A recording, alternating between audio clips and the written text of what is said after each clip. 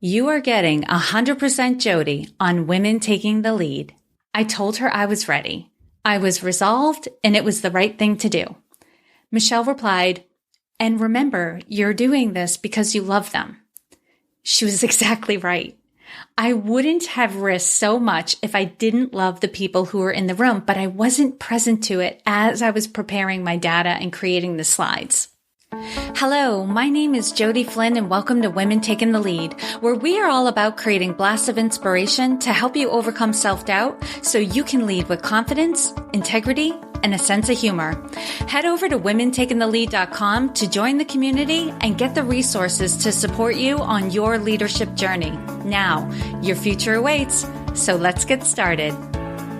As a business owner, you may feel really great about the product or service you're providing, but the only way you'll know if you're making a profit is if you are tracking income and expenses.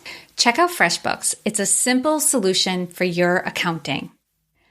Hello, everyone, and thank you for joining me. Man, the summertime crazy has commenced. It took everything I had and a little less sleep to get this episode out this week.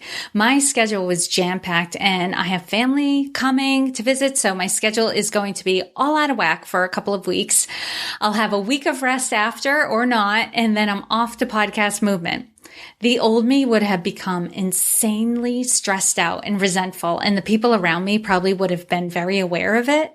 I would have tried to get rid of as much on my to-do list as possible to try to alleviate the stress. The old me would have battled with myself about doing an episode this week, and I probably would have done it, but it would have been because I didn't want to look bad. I would have been motivated by a fear that if I didn't do this episode, I would lose momentum and lose the faith and trust of those of you who look forward to the 100% Jodi episodes each week.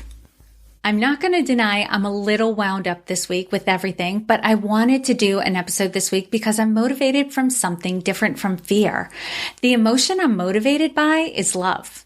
I love doing these episodes. I was hesitant at first. I was excited and nervous and testing out the waters with different topics, but now I've hit a groove and gotten your feedback, and now 100% Jodi is a labor of love.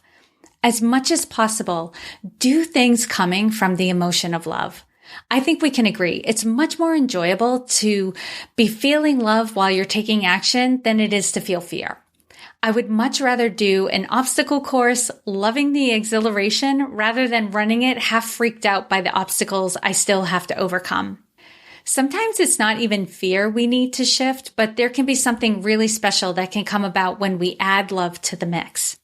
I remember when I joined BNI, my chapter took attendance, I think, but they didn't enforce the attendance policy. That seemed fine with everyone because everyone seemed to give a best effort to attend, until they didn't. When I was the president of the chapter from 2012 to 2013, I had some real concerns with what I was seeing. With my personality type and my background in corporate, I went to the reports to see what was going on. And sure enough, when attendance was good, there was a corresponding increase in the number of referrals passed and the amount of money we tracked in closed business. And when attendance went down, so did the referrals and the money made by the members. And part of what makes BNI so effective is all the activity of the members is tracked. When I'm not happy with the results I'm getting, I can look at reports to see what my activity has been, or in some cases, what it has not been, that has caused the results I'm getting. When I'm off track, I can see it and I can do something about it. The same goes for the income and the expenses in my business. Because I track all my numbers, I can look at my results for the month, the quarter, or the year to see how well I'm doing, or in some cases, how well I'm not doing. And with that information, I can take actions to do even better or turn my results around if I've been slipping. And that's why it's so important to have a bookkeeping system in your business, and FreshBooks is a cloud-based accounting software built with the freelancer and small business owner in mind. It is incredibly easy to use and will save you time in the long run. And as you know, if you've been listening, FreshBooks is offering a 30-day unrestricted free trial to my listeners. And to claim it, you just go to freshbooks.com/lead and enter Women Taking the Lead in the How Did You Hear About Us section. Okay, so after looking at the B&I reports for my chapter for attendance, referrals passed, and money made by the members, it was plain as day what I needed to do, but this would be a major culture shift. And I had only been in the chapter for probably a couple of years. A large number of the people in my chapter had been in the chapter for more than 10, 15, and some of them were nearing 20 years in the chapter. However, the solution was clear, but I needed to do this right. So I presented the information first to the members who were in leadership roles within the chapter and proposed that we start enforcing the attendance policy. They were surprised, but the numbers didn't lie, and they agreed to the change. With their support, I prepared a PowerPoint presentation to do at an upcoming chapter meeting. I was a little nervous given some of the personalities that were in the chapter at the time, but I knew it was the right thing. I was resolved. And I was preparing for the presentation with that energy. My friend Michelle, who's also a member of my B&I chapter, chatted with me the day before my presentation and asked me how I was feeling. I've mentioned her before as the friend who balances me out, and this demonstrates exactly how. I told her I was ready. I was resolved, and it was the right thing to do. Michelle replied, "And remember, you're doing this because you love them." She was exactly right. I wouldn't have risked so much if I didn't love the people who were in the room, but I wasn't present to it as I was preparing my data and creating the slides. Every type A woman should have a friend like Michelle in their life. I started my presentation by asking everyone in the room if they had hit their money goal the prior year. Only one person raised their hand. I then told them that my goal as their president was to change that. The reason people join B&I is to make more money. Everything else, and there's a lot of other things, are a bonus. People leave B&I if they are not making enough money for their efforts. I delivered my presentation focusing on how the attendance policy was going to help them make more money and achieve their goals. At the end of the presentation, I decided to be completely transparent, and I told them I wanted to do this because I loved them and I wanted them to be successful. Everyone agreed to my proposal to start to enforce the attendance policy. We've been enforcing the attendance policy ever since, and my chapter has gotten better every year. On your part, it feels better to come from a place of love, and it feels better for the other person as well. People can sense the intention behind what is said and an action taken. They may not be able to name it exactly, but they do get a sense of whether it feels genuine or manipulative. If you're not coming from love, you are likely being somewhat manipulative. Now, here are some things that will take us out of love. First off, money fears are soul-sucking. Conflict in an important relationship, judgment of another person or a situation, challenges to our values, or a lack of love in others.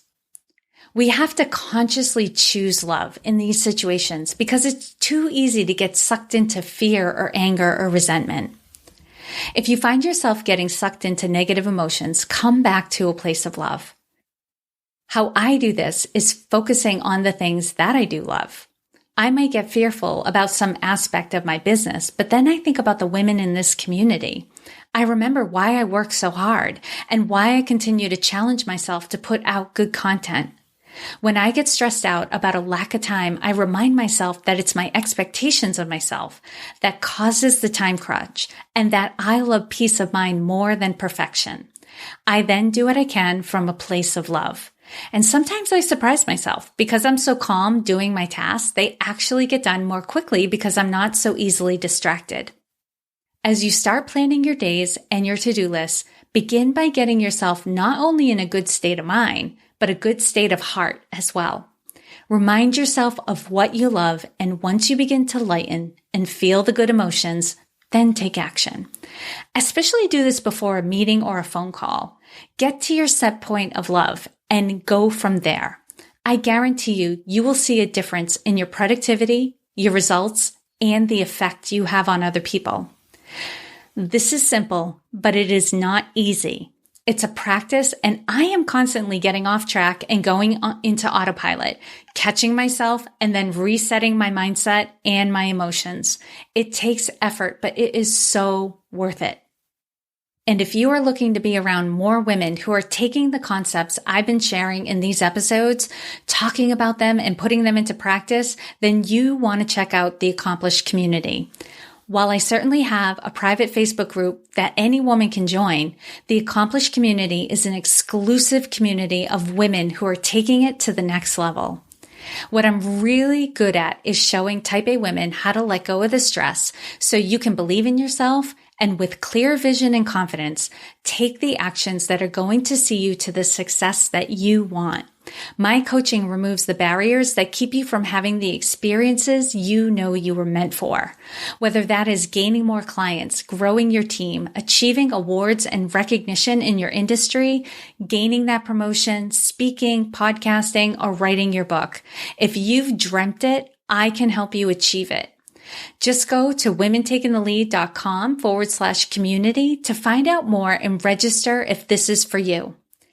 Thank you all so much for joining me, and here's to your success. Have you taken a peek yet at Seth Godin's Alt MBA program? Here is what the graduates are saying. The Alt MBA taught me that almost every good idea can be made better by asking a better question. I used to avoid risk at every junction for fear of failure and embarrassment. Because of the Alt MBA, I have realized that my relationship with risk has a lot to do with the story I tell that surrounds it, and the realization that I have the capacity and the responsibility to change how the story is told. Now I see risk as an opportunity. After the Alt MBA, I feel ever more hopeful and positive about the work my company can do and is doing to change the world. I know I will be an even better contributor to that continued success because of the work we did throughout the course. If you are ready to play a bigger game in your work and your life, check out the Alt MBA. They're now accepting applications for the upcoming sessions, and to find out more, visit altmba.com/women taking the lead. And for special consideration, you can mention this podcast in their application and tell them Jodi Flynn sent you. Thank you all for joining me on Women Taking the Lead.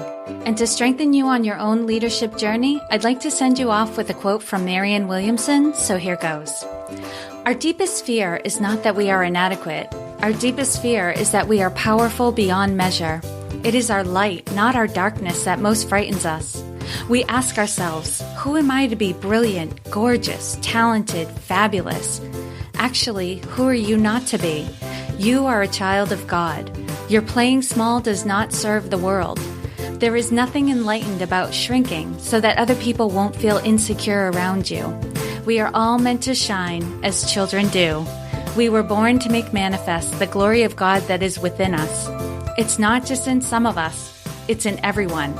And as we let our own light shine, we unconsciously give other people permission to do the same. As we are liberated from our own fear, our presence automatically liberates others. Again, thank you for joining me, and here's to your success.